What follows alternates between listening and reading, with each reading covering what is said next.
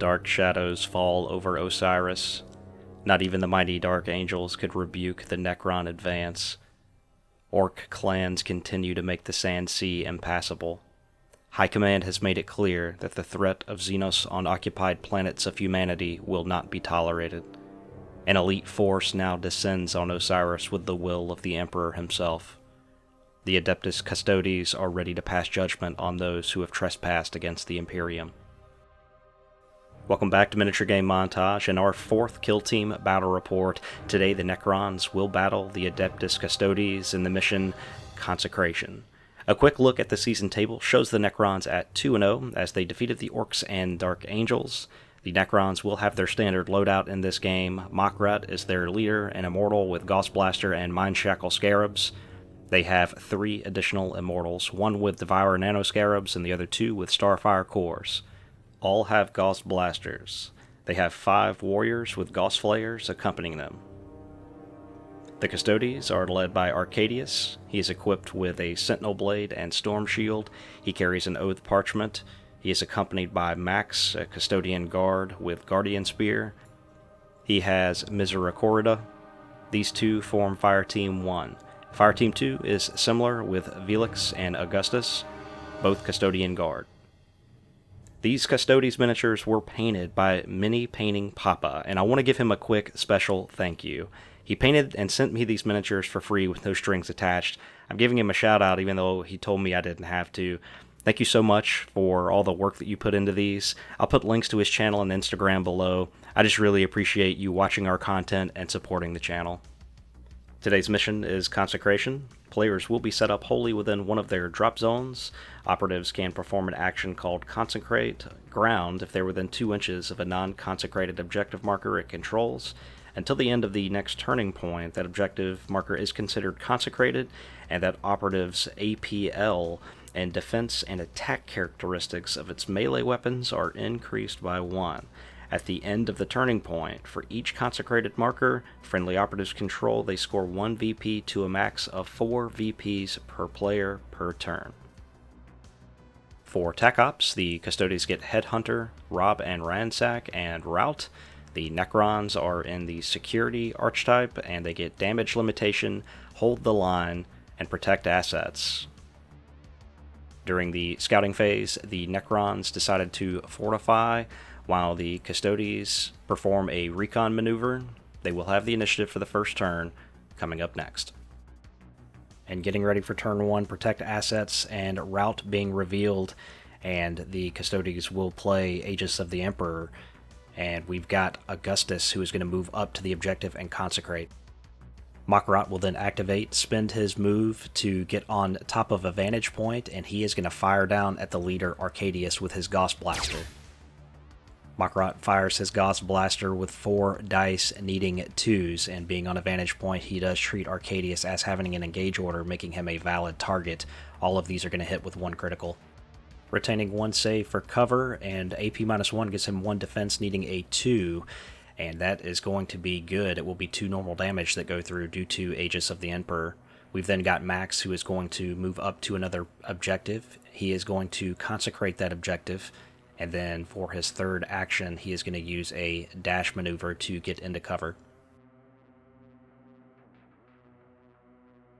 The Necron Warrior L4 will activate using his movement to get over the obstacle, and he is going to target Velix with his Gauss Flare, and he's going to get 4 shots, roaring out, hitting on 3s.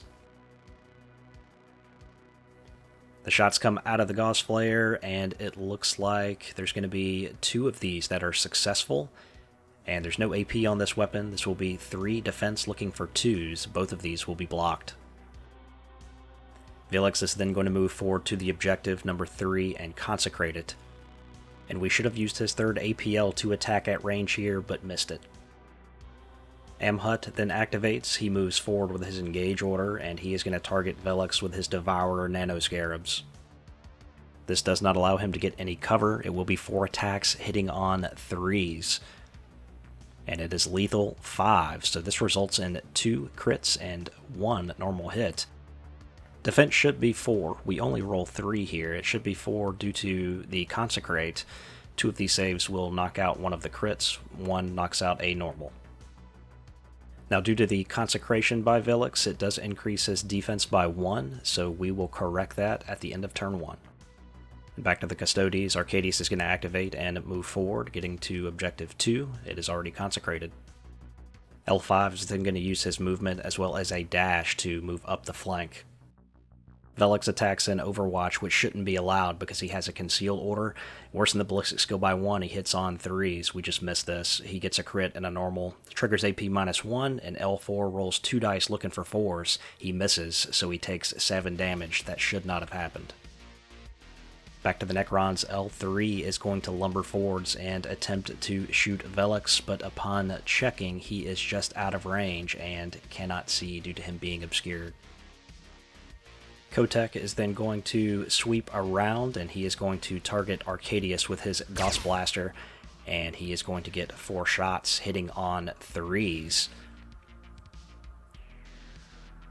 And shots come firing out of the Gauss Blaster. 2 of them are going to hit with 1 critical. The Starfire Core, however, allows him to change 1 of the dice to a normal hit, and it will be AP -1. So 2 dice coming out and needing 2s. 1 is failed. That means 2 regular hits will still go through due to Aegis of the Emperor. He goes down to 3 wounds remaining.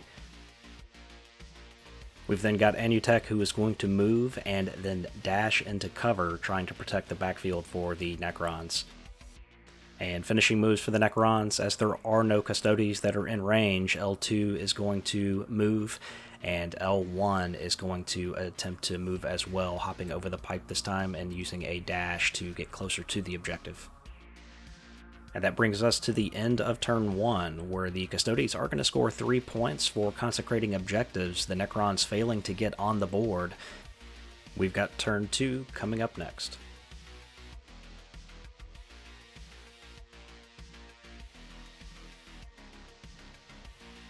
And as we gear up for turn 2, we are going to go back to Velix and roll up to see what that last defense die would have done for him, and he's going to roll up a 6, which, if you know, would have blocked that critical shot going on him, so he is going to take no wounds.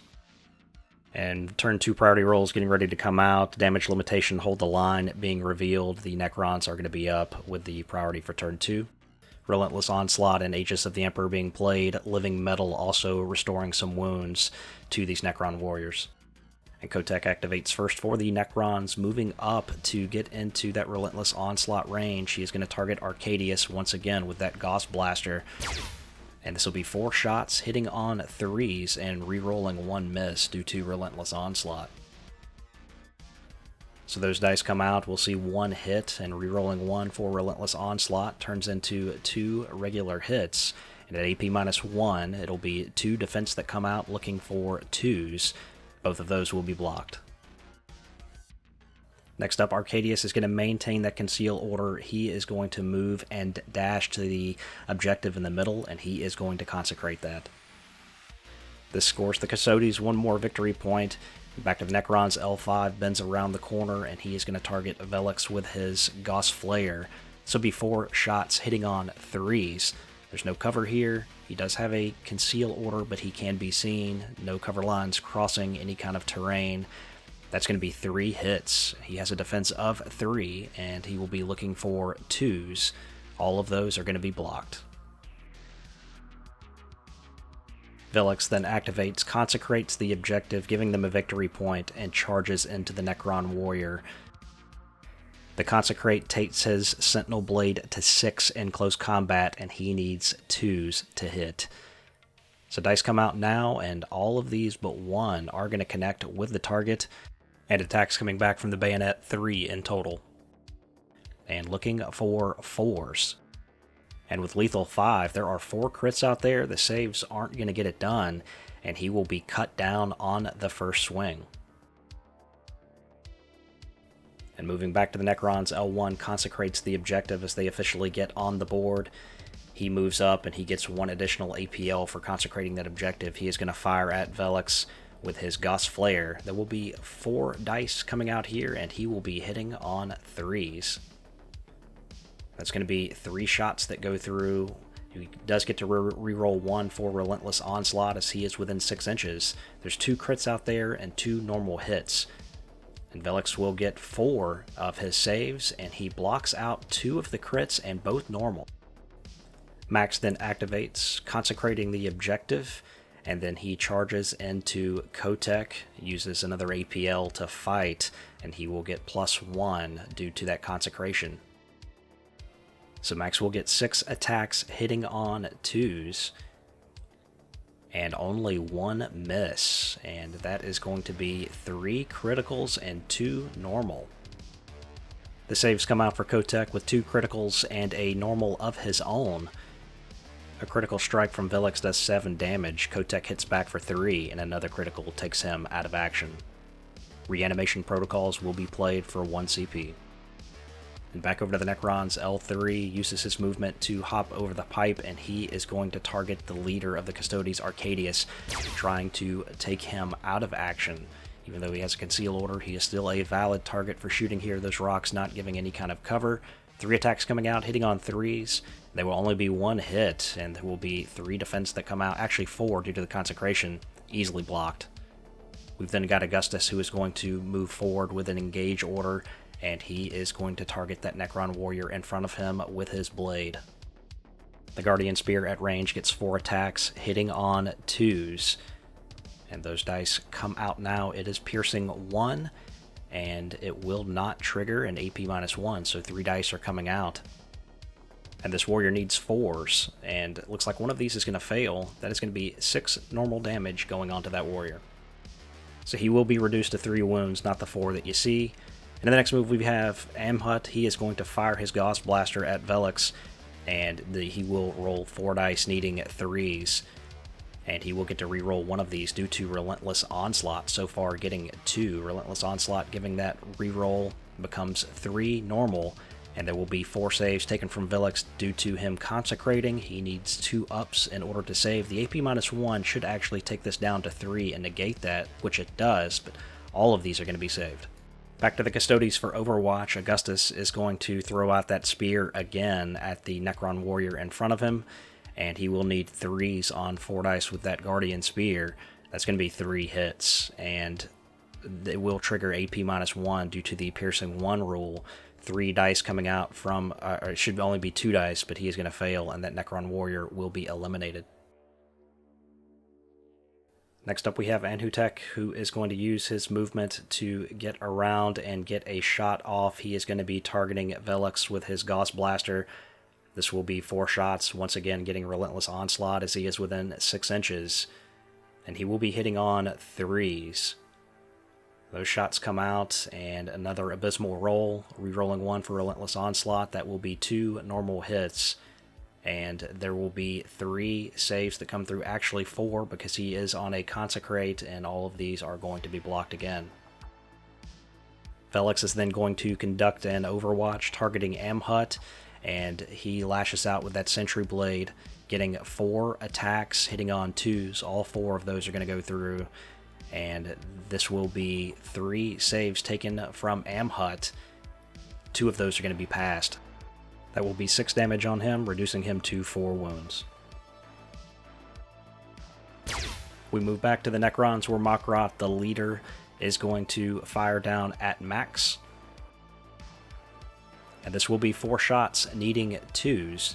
And this weapon is AP -1. That will offset the Consecrate. And we are going to reroll 1 cock die out there, needing 2s to hit. It's going to be a total of 4 hits that go through, all normal. There will be 3 defense here that are taken, and needing 2s here, he will fail 1. There will be 2 normal that go through, reducing him to 7 wounds. Makrat will then use his next action to move, getting out of range of an Overwatch shot. L2 activates next, uses his moves to get over the pipe, and will hold position, and that brings us to the end of the second turning point. The Custodes are going to score 4 points in this one for consecrating objectives. The Necrons will score 1. The Custodes are also going to pick up Rob and Ransack and Rout. Turn 3 is coming up next.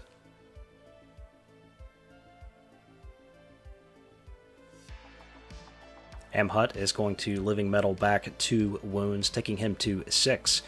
And on the other side of the board, we are going to roll for Reanimation Protocols, looking for a 3+, and that is going to be failed. Kotek is off the board. Turning point 3, getting ready to get started. Initiative rolls going out. The Necrons will be up. Peerless Warriors being played, and Implacable March. L5 is going to move first and consecrate the objective. This gives him 1 additional action point, and he is going to fire that Gauss Flare once again, targeting the leader Arcadius across the board. There will be 4 shots that come out from his Gauss Flare, needing 3s. That is going to result in 1 hit. And saves are taken here, 3 of them easily going to be blocked. Arcadius is then going to consecrate that middle objective, and then he is going to move around the back. L2 using Implacable March, and he is going to move to Objective 2 and consecrate it. He will generate an additional action point that he can use due to that consecration, and he is going to fire at max with his Gauss Flare, and once again, he needs 3s on 4 dice. And that is going to be 3 hits with 1 critical. And he is going to get 3 defense, looking for 2s. And those are all going to be saved, critical included.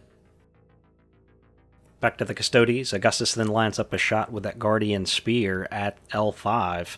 And he's going to get 4 dice hitting on 2s. And Piercing 1 will kick off, making this AP -1. There will be 3 hits that go through. He'll still get 3 saves due to the Consecrate, giving him +1 to the defense that negates the AP -1, but he is going to be cut down. Augustus will then use his second APL to move, and his third will be to consecrate the objective.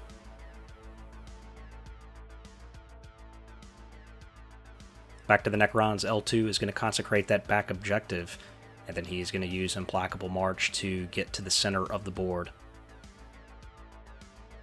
He will then use that extra APL that he got from the Consecrate to dash. Up next, Velix is going to attack Amhut with his Sentinel Blade, 4 attacks hitting on 2s, and there will be a critical out there which should trigger AP -1. We missed this and still allowed him to roll 3 defense, and he would be looking for 3s on his defense. He does block the crit, he blocks 1 normal, but there's still 2 normal that go through. This will take him out of action regardless, and a Reanimation Protocol is being played by the Necrons for 1 CP. And using Peerless Warriors, he will then turn his attention to Anhutek, getting to attack twice. He's going to throw that Sentinel Blade out again. This time he is hitting on 2s, 4 dice coming out, and there will be the benefit of cover here. There will be a critical, which will trigger a Piercing 1, and 3 normal hits. We will retain 1 of these for cover. It should just be 1 here due to the AP -1. The crit is blocked and 1 of the normal is blocked. Still 1 normal damage goes through. Velix then charges into combat, and he will use his last action to fight. And he's got that Sentinel Blade, and he is going to be swinging with 5 attacks hitting on 2s. All of these are going to go through. It is lethal 5, so there will be 2 crits out there. The Immortal rolls up 4 attacks on 3s. Velix is going to strike the Immortal, taking him down to 1 wound. The Immortal will strike him back, doing a little bit of damage before being taken out of action. Makrat then activates next for the Necrons. He is going to use his first action to move. His second is going to be to fire down at max with his Gauss Blaster, and he hits on 2s, 4 dice coming out. All of these are going to hit with 1 critical, and it is AP -1, so 2 saves will be taken, looking for 2s. And they are all 5s, so for that AP -1, we just remove 1. There will be 2 successes here, blocking out the critical, but it is still going to be enough to take him out of action. So the leader of the Necrons, Makrat, has officially brought down one of the Custodes.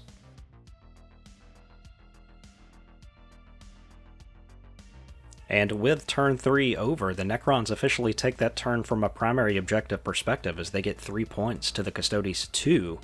The Custodes did pick up another point for a rout, But the Necrons on the primary officially taking turn 3, turning point 4 coming up. We've got priority rolls coming out for turn 4, and Necrons rerolling a cocked die here. Looks like they are going to take it. Necron's taking a reanimation protocols on a 3-up, which is good. So D3 wounds comes back to this immortal, which will be 3. He then generates 2 more for living metal, taking him to 5. And ploys being revealed. The Necrons again using Implacable March, and the Custodes using Peerless Warriors again. We've got Amhut. He is going to move up to the objective and consecrate that.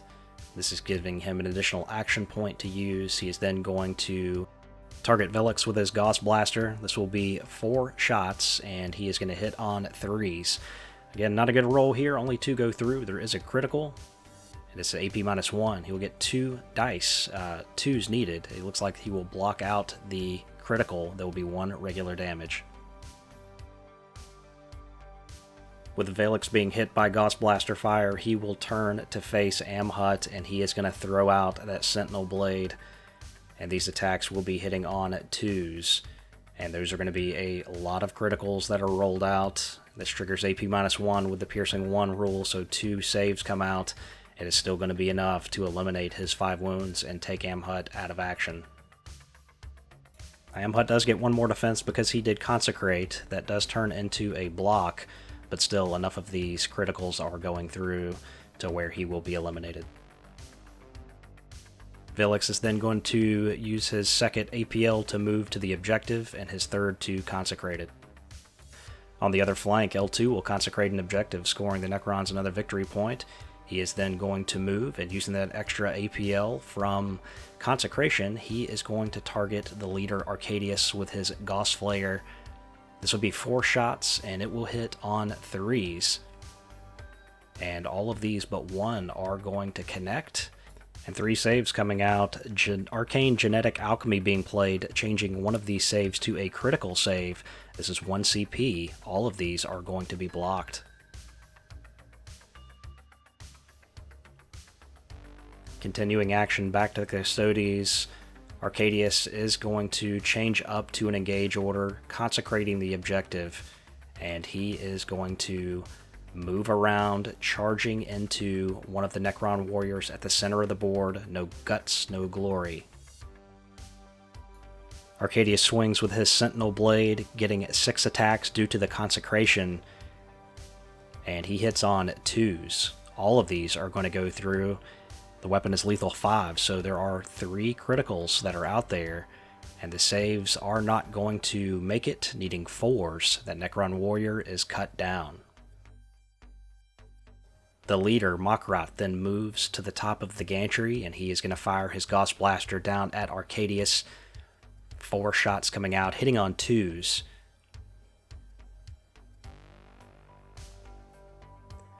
And those are all going to hit. The weapon is AP -1, but he did consecrate an objective, so he will still get his 3 saves. Looking for 2s. He is going to fail one of these. A command point reroll being used will block out another one, but one of these will still go through, and Arcadius will be brought down. Augustus activates next, and he moves to the objective and will consecrate it. And that brings us to the end of this match. So the Necrons will score 2 in that final round, while the Custodes will score 3 on the primary. They will also pick up an extra point for Robin Ransack, giving them 2 VPs for that secondary. They will score 3 for Rout on the secondary.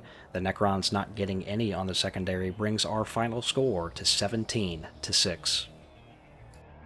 We've got a little post-game learnings on this one. Stay tuned for that coming up next.